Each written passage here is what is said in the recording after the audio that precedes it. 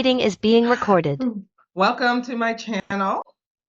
Welcome back. I'm Simone Henry. I have a co-host today. I won't say he's a guest. He knows probably way more than I do about marketing. Um, and and this is not an interview. We are going to be tackling this topic together. So this is Nate Grossman. His company is called GHB Unlimited, not limited. I like that unlimited. Um, and I'll tell you, we'll talk more about his specialty later, but for right now, we want to get into our topic. So if you are here today and you want to get into our topic, the topic today is 6 ways to attract leads on autopilot. So let's dig in. First of all, you need to know who you're targeting, right, Nate? Yeah, definitely. Absolutely. Otherwise, you're just kind of throwing darts and hoping for the best. So, yeah. Absolutely. So yeah, knowing who you're targeting helps you to know, well, who they are, where they're hanging out, and and what their problem is, and if your solution is actually going to help them. So so when you figure out and when you decide who is your target audience, then that's going to help you as we go through these lead attraction tactics that we're going to be talking about today. Because when you know your target audience, you're going to know which tactics are going to work the best and where to deploy these tactics out in the world. Um, and then the other thing I wanted to mention before we go through our 6 ways is that you want to, as you're going out and you are targeting people and you're putting your information out there, you're putting things in place to attract your leads. One thing I wanted to mention is that it is very, very important to set up your automations, to follow up with them, and to set appointments easily.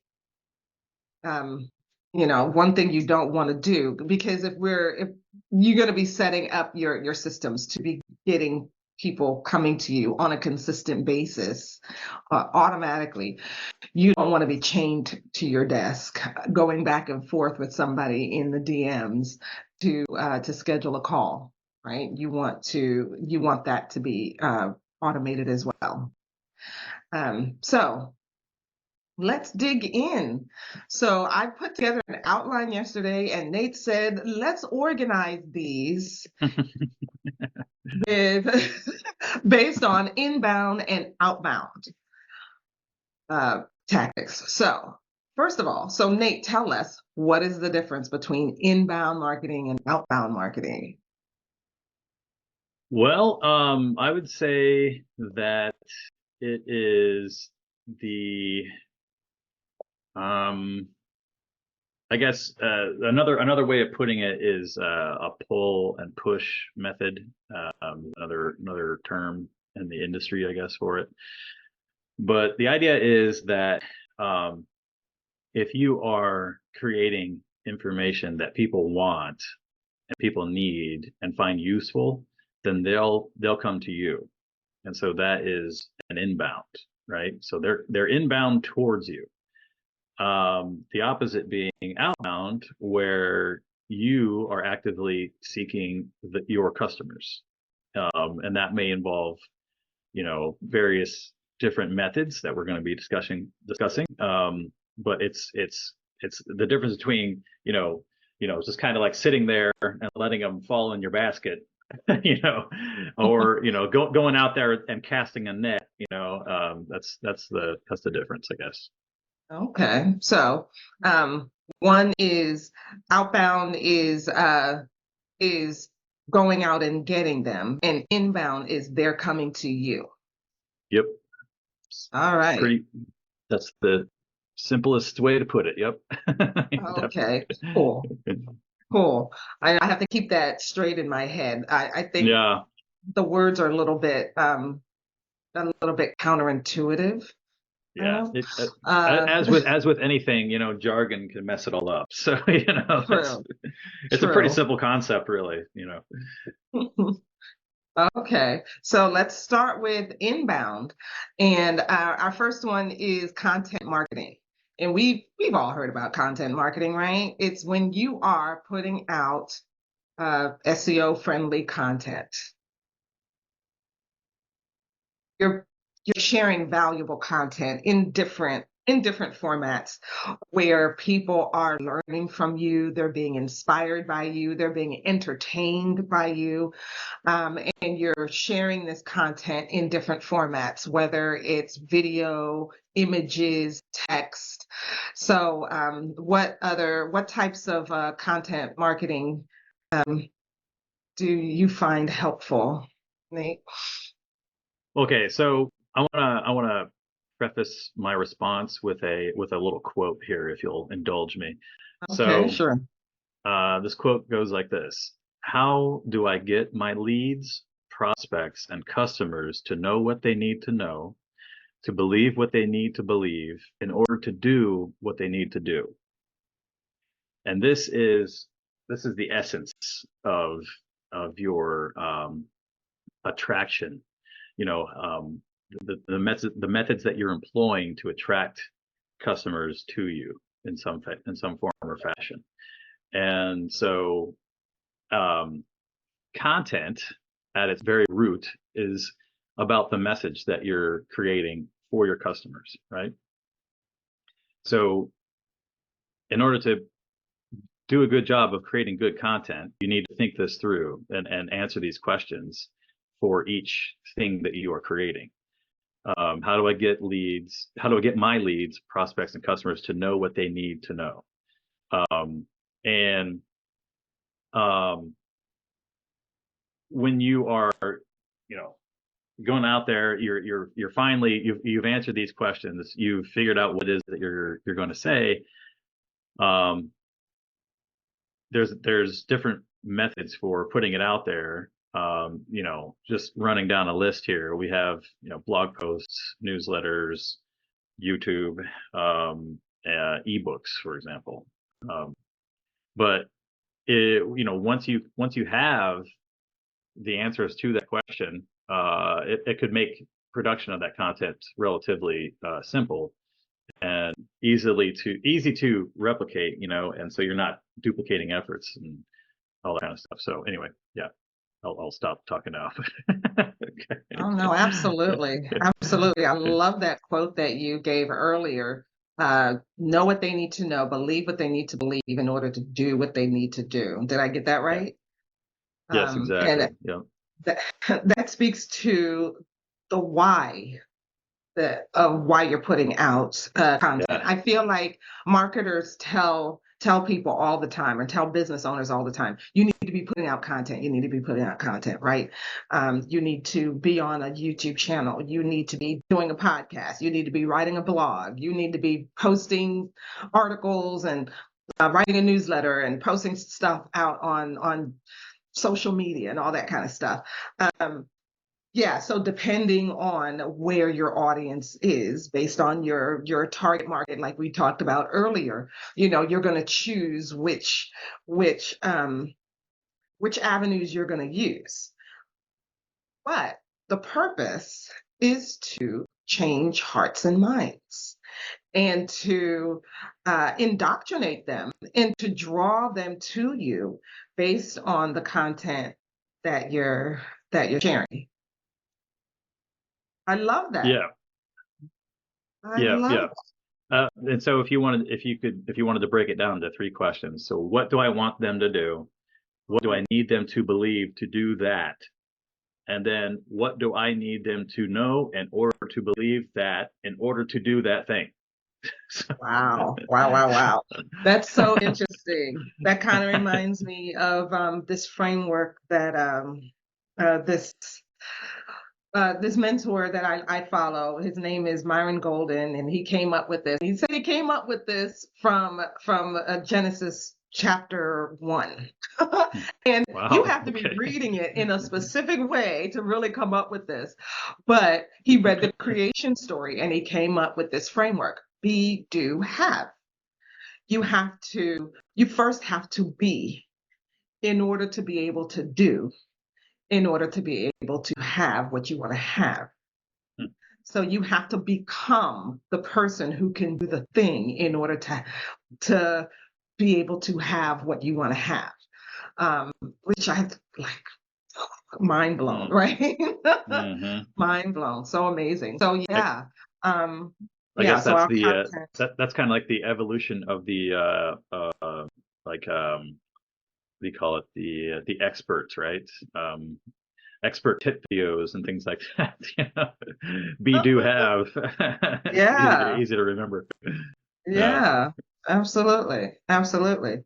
So your content is should be designed to help people to they need to know what they need to know. They need to believe what they need to believe, so that they can do the things that they need to do.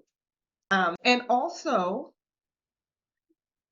build some know, like, and trust. Also, they need to understand that you are the person, you are their person. So when you are speaking to your target audience, that target audience needs to hear you and to know that you are their person. You are the one that they should come to when they need to learn specific things, and when they need to believe specific things, and when they need to get some things done.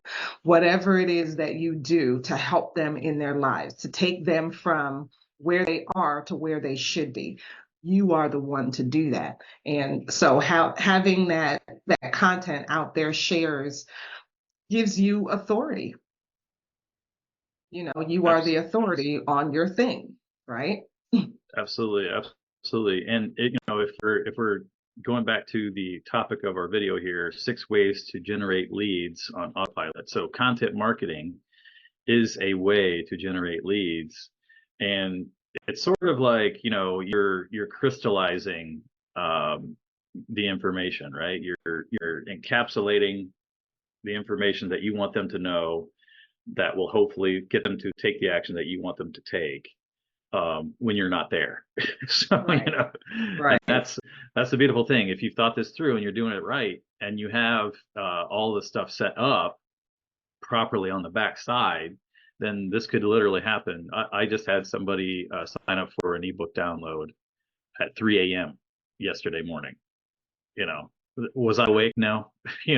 Was I going to send him an Absolutely. email response? No.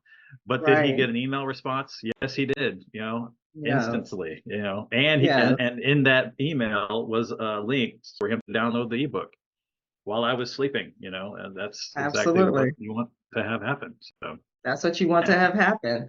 And then your content, the kind of content you're putting out, you want that content to be fairly evergreen, so that it doesn't matter when people are looking at it or watching it or reading it. It's still relevant to them. And there should be content for newbies, and there should be content for people who have been following you for a while. So, yeah. There's a whole concept of content mapping, and the content mm, mapping is like attaching it to the buyer's journey. Um, which again goes back to the quote, that I mentioned, where you're meeting your customer where they are in their journey to you, and um, your ultimate goal in any transaction, if assuming that you're selling something, is to get them to buy from you. But at any given point, in any given market, whatever you're trying to sell, only 3 to 5% of people are actually ready to buy. And so the question is, what happens to the other 95 and 97% of people out there just kind of swimming around, right? right, right. You're trying to usher them into your funnel, um, your web, whatever you want to call it, to get them to perform the action that you want them to perform. And so, yeah, you need to create that content for people who are, they don't even know they have a problem. So you're educating them. on the problem. Or, some people are at the place where, okay, they know that there's a problem, and now they're starting to do their research. All the way down to the people who are fully aware of the problem. They know what's available in the market to help solve it, and now they're ready to choose. You know, and so you need to be creating content for people at all those different stages. So Absolutely. All right, so let's go on to our second inbound tactic, SEO. I'm going to let you talk more about this because I don't really do SEO much. yeah, I yeah, do know that there are elements of SEO that, pretty much all SEO needs to include,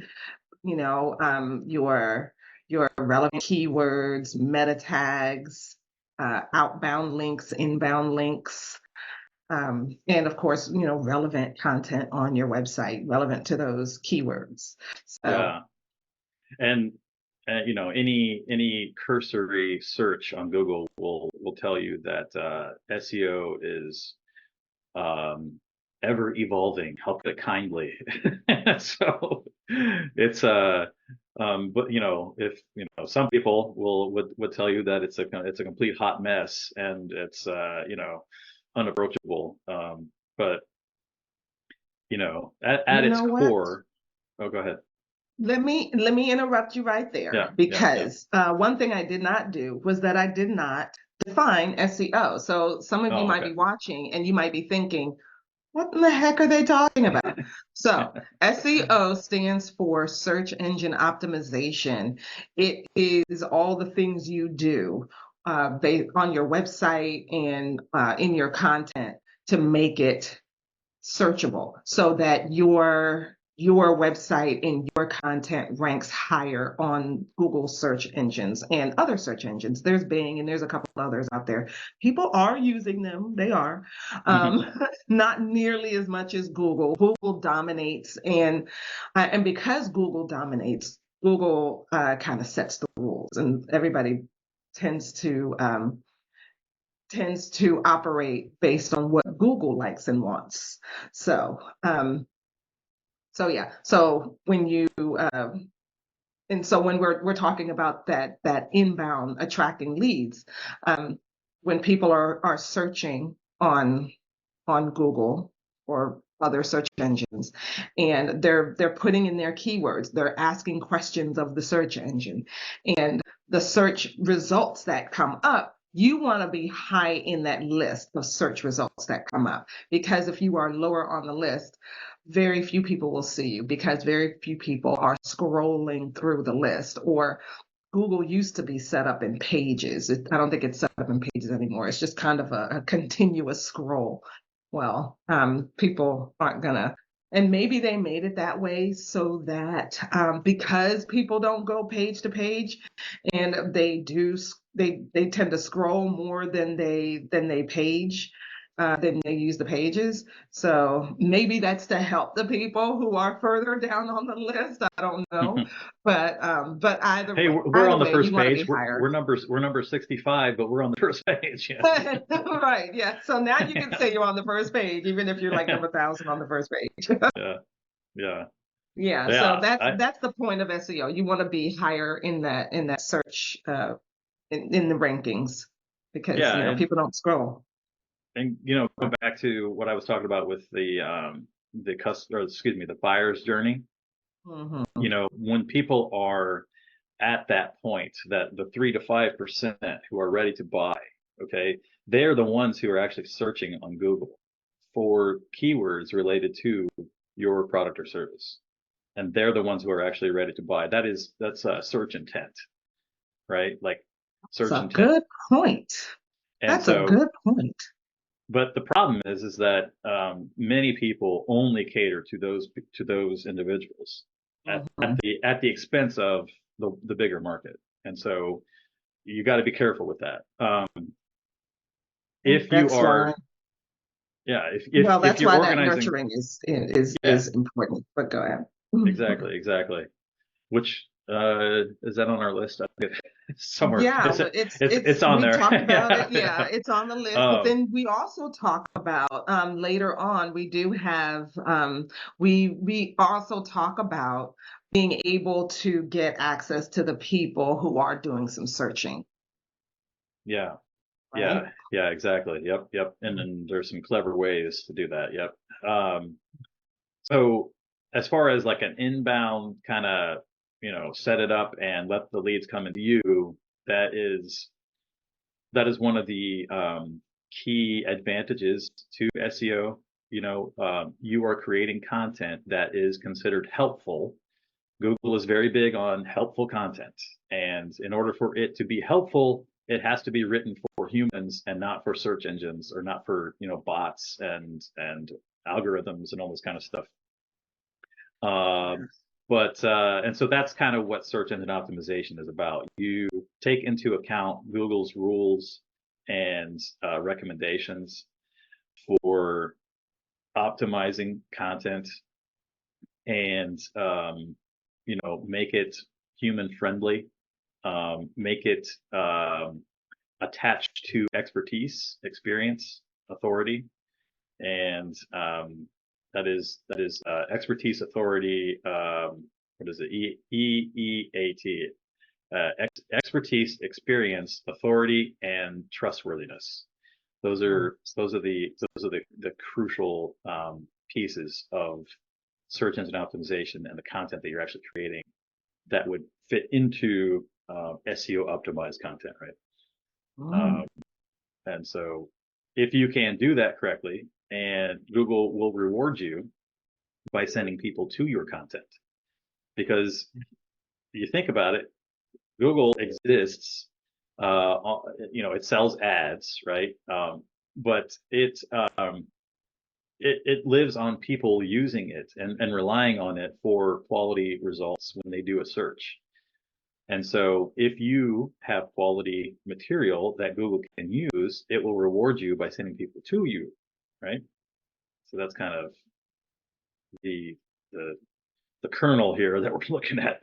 Um, and again, if you have your forms and you have lead capture uh, types of things available on your website where people can find out more information about you, give you, exchange their email for something of value that you can give to them, then that means you can put that information into a follow-up sequence and nurture them and all on autopilot. That's the goal here. So Absolutely. yeah. Okay, so next on our list is social media marketing. So, with social media marketing, we are concerned mostly about helpful content as well as engagement. You want to talk about that? Yeah. So the social media algorithms are constantly changing. Again, same as search engine optimization. It's all about adapting and trying to maximize. In this case, well, yeah, I guess it's the same as search engine optimization, but always take into consideration that these things are out there in order to generate revenue for the companies that are providing them. Facebook allows you to use Facebook for free because they sell ads, and their entire algorithm is built on selling more ads, right? And so, just as an example, just take one. um, so on Facebook, if you have a text post of any kind, you have, by some estimates, around a 0.05 to 0.07% chance that someone's actually going to see it. Okay. And that's on purpose. That's by design. They want you to pay for ads that will bump that up into people's feeds. If you have a photo or an image that you attach to your post, it bumps it up to maybe about 10% chance that someone will see it. However, And this is a beautiful thing right now on all platforms. If you are using short form, vertical format video, it bumps your chances of that being seen to around 17 to 20%, something like that. It's a huge, huge boost. And it's an organic boost that every platform is currently giving to,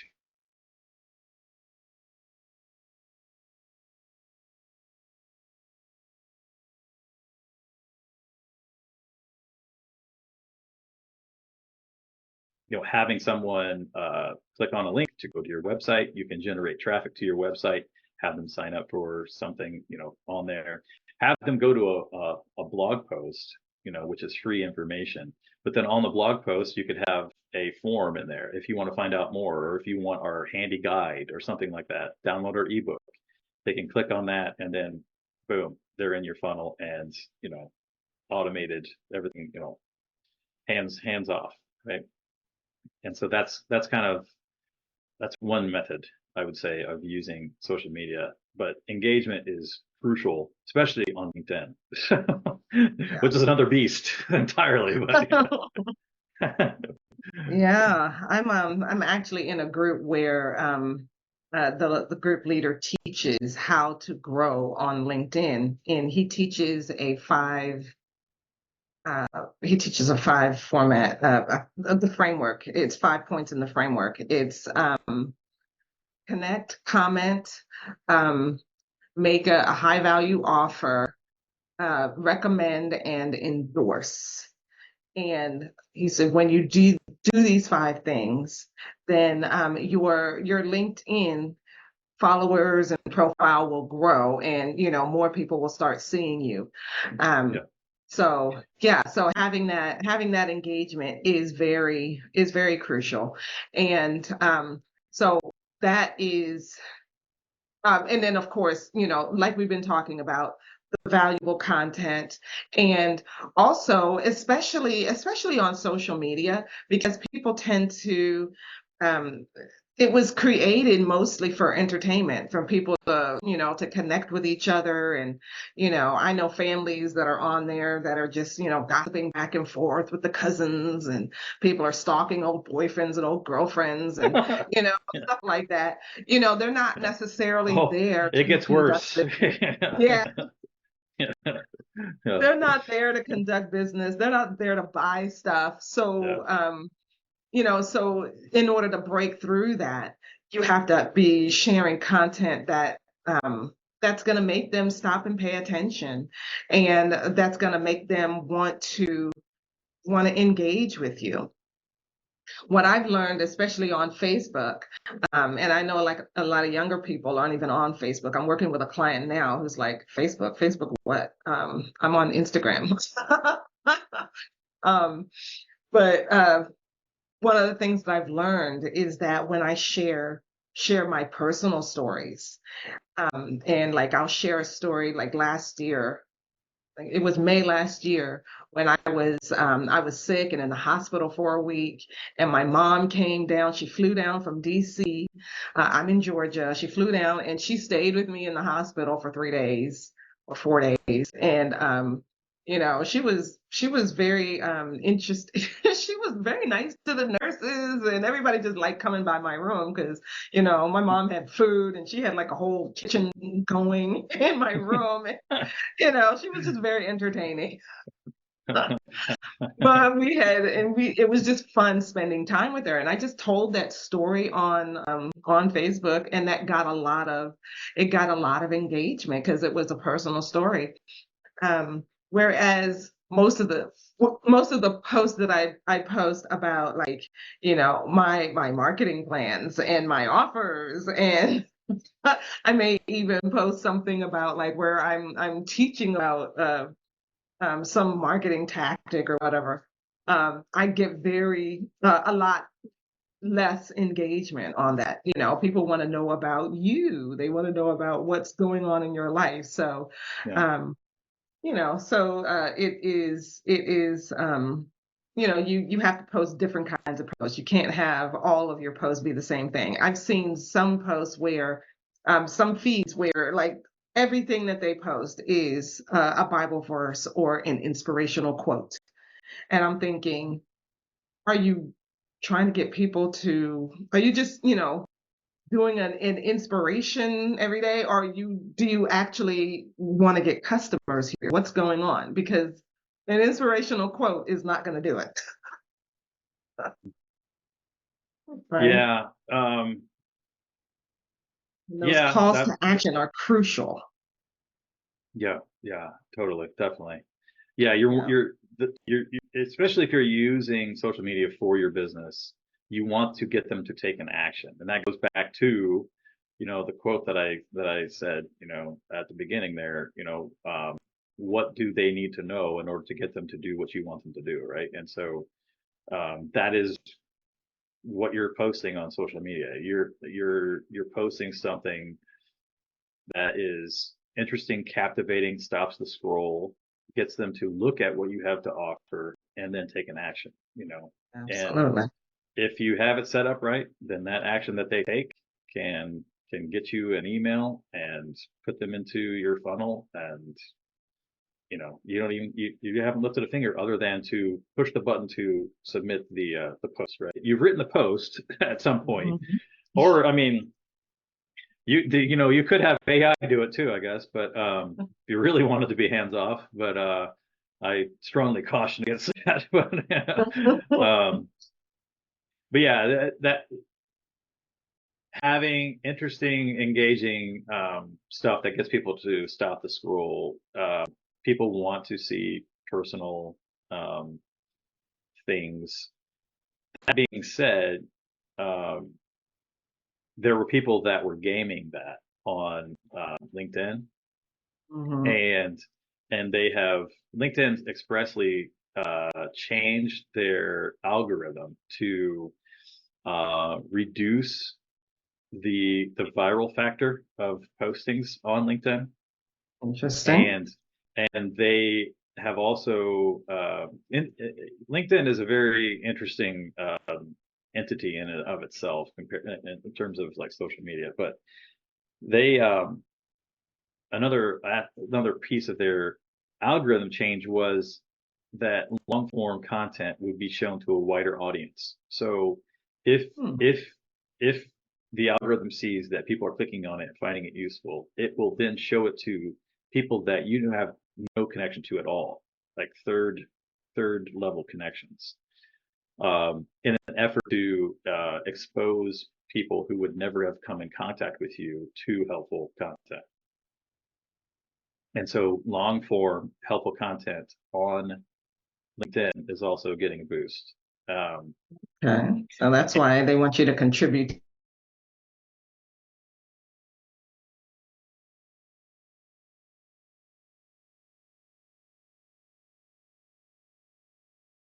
that people, if you contribute to those articles, that can actually show up in Google searches now. Yeah, I've The seen answers to those articles. LinkedIn Yeah, articles, yeah, showing yeah, up in Google searches. I've actually been there's an article that LinkedIn wants me to contribute to, and I'm thinking, should I contribute to the article, or should I yeah, write this whole article myself and be the authority? yeah, yeah. Well, like I said, those articles, those what do you call them? Community collaborative articles Hmm. are actually they are SEO'd, like they have been engineered to appear in search, Yeah. Okay. and so you automatically get an increased chance that someone's going to come across your answer, and that Okay. yeah, So all maybe you I'll did do was both. write some words. Yeah, Yeah. yeah, why Maybe not? I'll do Yeah, both. sure. Write the, Yeah, put my comments in there, but also write a full article myself. yeah, and And one have it on the yeah, LinkedIn one. and one thing I'll say about engagement on LinkedIn, it is true that uh, the algorithm enjoys engagement. There's no doubt about that. They want Mhm. to see that you are engaging, and they want to see if people are engaging with your posts, right? But there's also an added component to their algorithm that doesn't really necessarily appear in other search or other social media platforms. And that was because they, through research, have figured out, first of all, there's about a billion users of LinkedIn, right? Something like that. It's a huge number, but only like 3 million are actually considered content creators on the platform, which is a minuscule number. Yeah. And actually, from what I understand, from what I've read, if you post something, if you create something on LinkedIn within the 90-day window, you are actually considered a content creator on LinkedIn. Just Okay. one thing in 90 days, which is far more than the average. Okay. Yeah. So 95 to 97% of people on LinkedIn do not post. And furthermore, they do not engage. So they've had to adapt this thing that they call dwell time.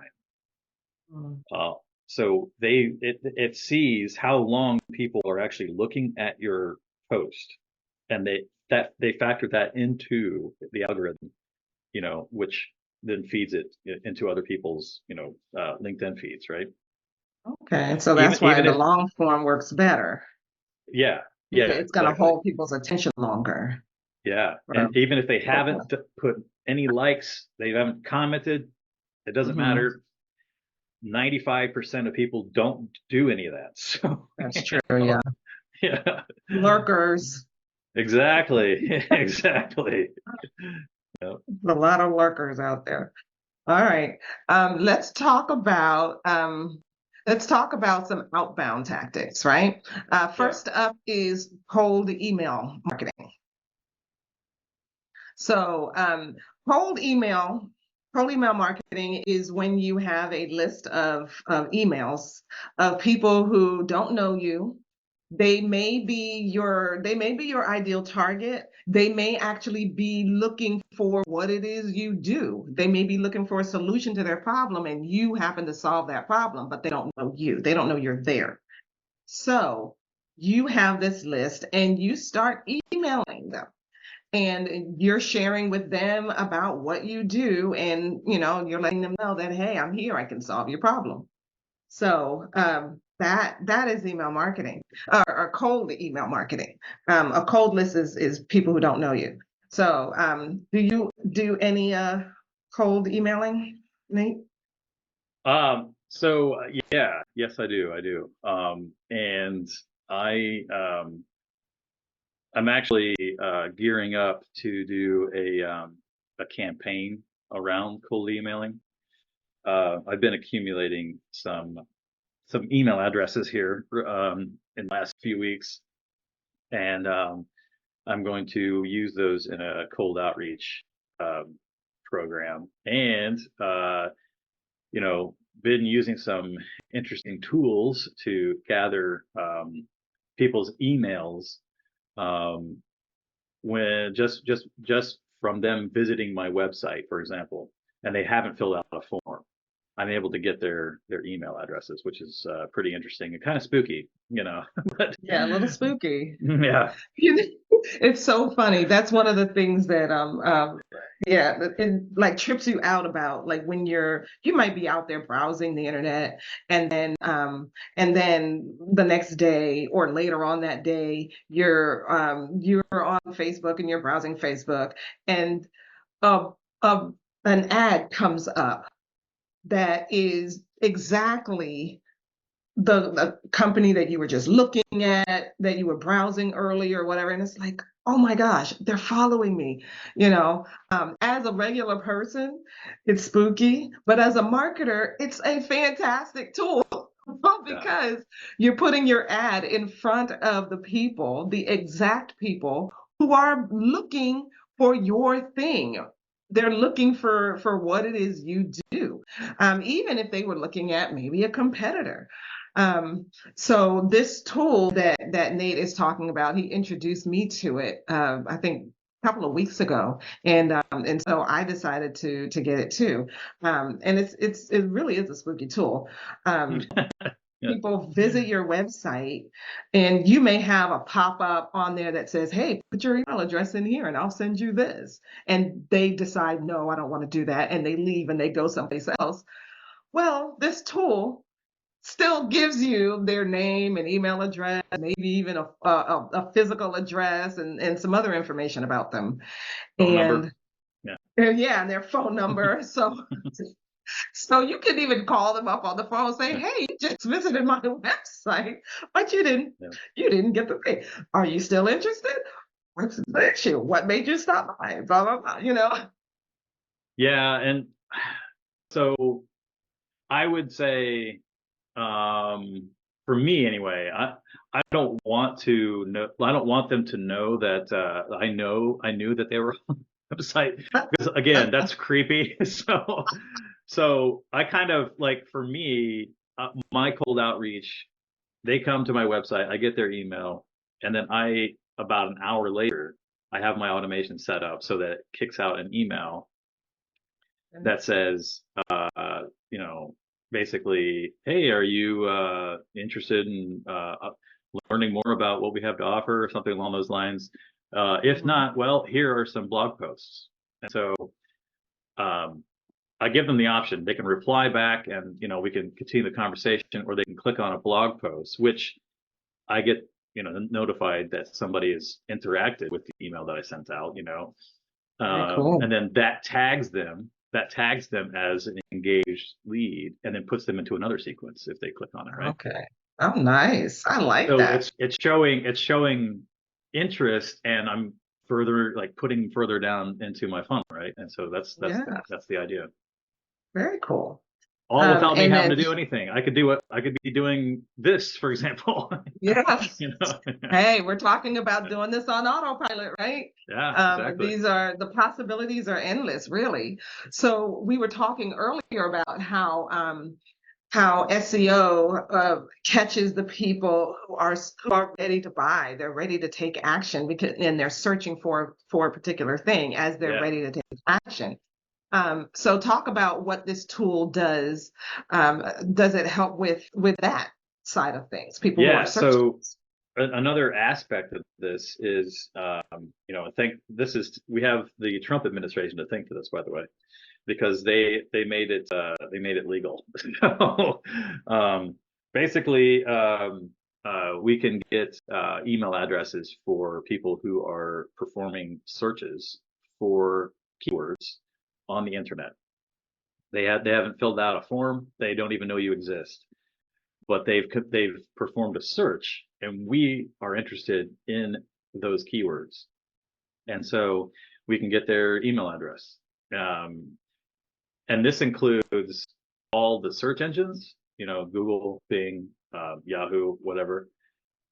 And if people are doing searches inside websites as well. Oh, Now, that's amazing. how, Imagine this. and it could be any other website. It's not your website even. Right, it's not even They've my just performed website, a it's somebody search. else's website. So you Yeah. can get contact information from people who are searching your competitor's website. They're interested in what you do because they're Mhm. searching they're searching in a website for somebody who does the same thing and Yeah. maybe serves the same audience. But you don't know if they've interacted with them. You don't know if they filled out a form or if they're, in talks or schedule a call Yeah. with them or anything. But you can kind of come in surreptitiously and start Throw your hat in the ring there, right? throw your hat in the ring. If Exactly. if they're doing a search, then that means that they are probably problem aware and they're solution aware, and they're getting ready to make a choice. And Yes. so you have a chance at that point to disrupt their choice making and say, "Oh, by the way, have you checked us out?" Yeah. Boom. That's awesome. Yeah. That is so awesome. Yeah. Okay. Let's talk about what about direct mail? Direct Uh, mail yeah. is actually still a thing. Believe it or not, what's old is new, as they always say. That's everything comes back around. And so kind of like bell bottoms. It's maybe that was back in the 90s. Anyway, That's true. They did come back in the 90s. I yeah, remember that. yeah, I do remember that.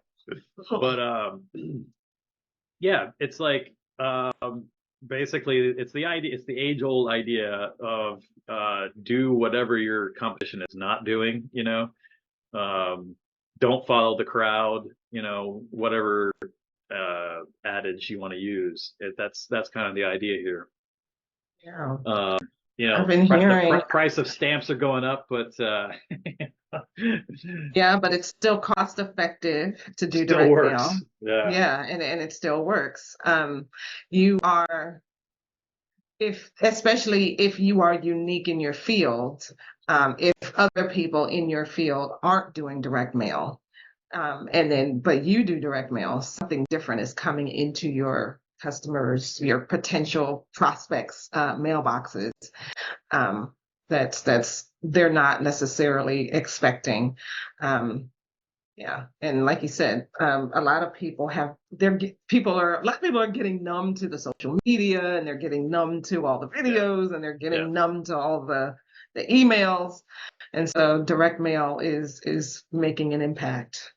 Or you have people that just flat out don't trust anything they see on the internet. Oh, You that's true know, too. um, they don't trust reviews. They don't trust anything posted on social media. I mean, I think that's a growing number, frankly, but and with good reason. But you know, this type of thing is really great for local businesses, especially like people who want to reach customers within a certain geographical area. You can actually target geographical area and send postcards to those people.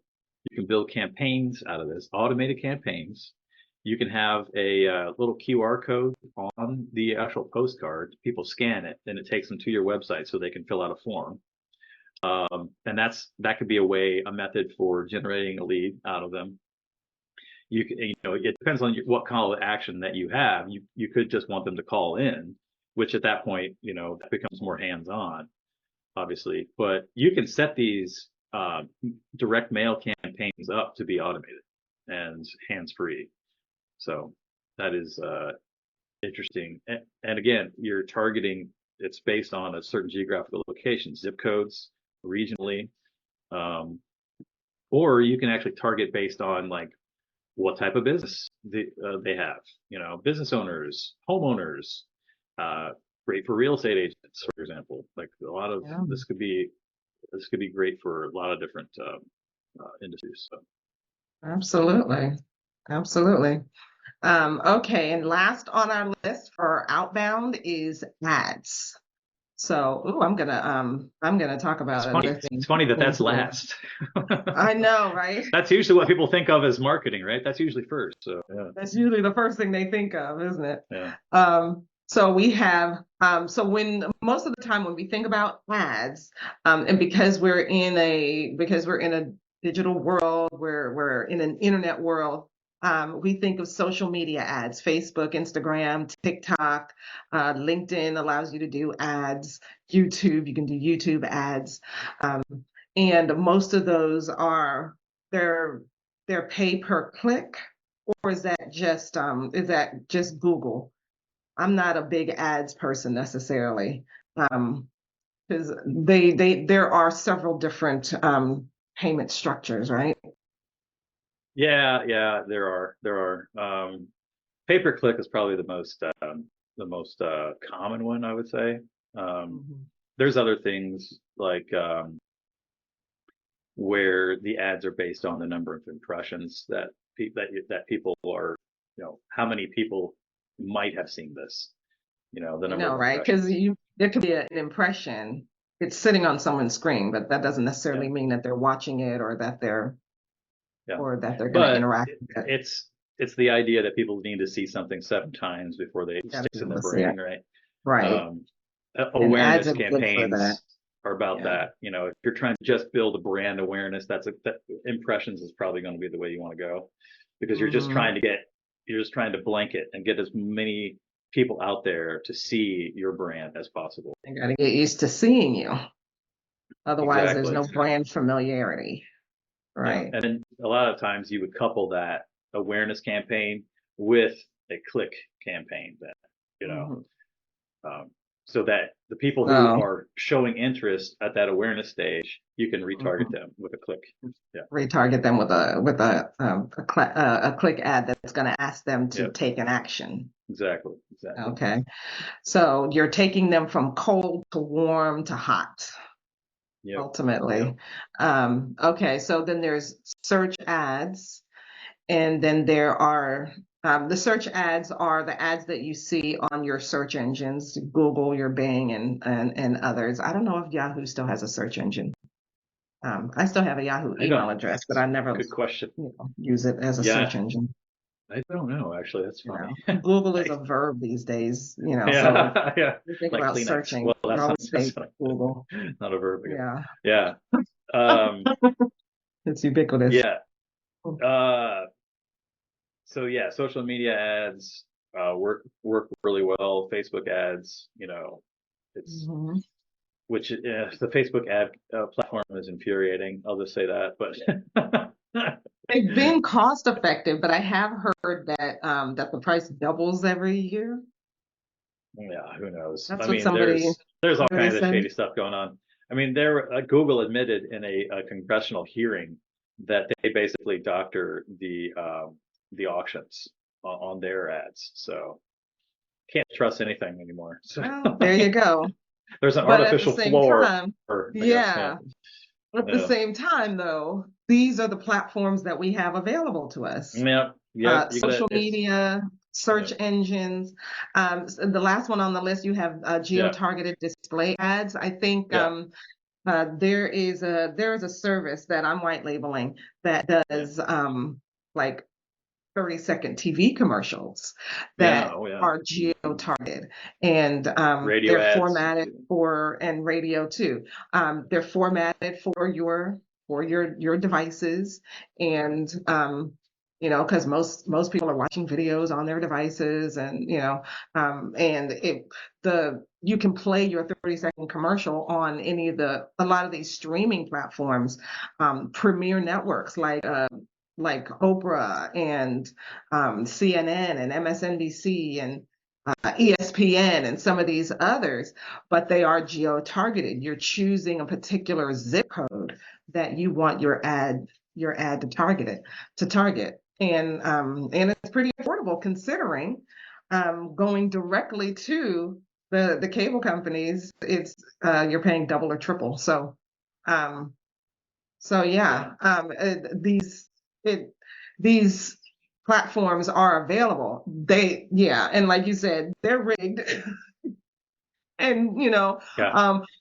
Google say that their motto was like "Don't do evil" or "Do no evil" or something like that Oh, a while back. yeah, Did yeah, they yeah, change yeah.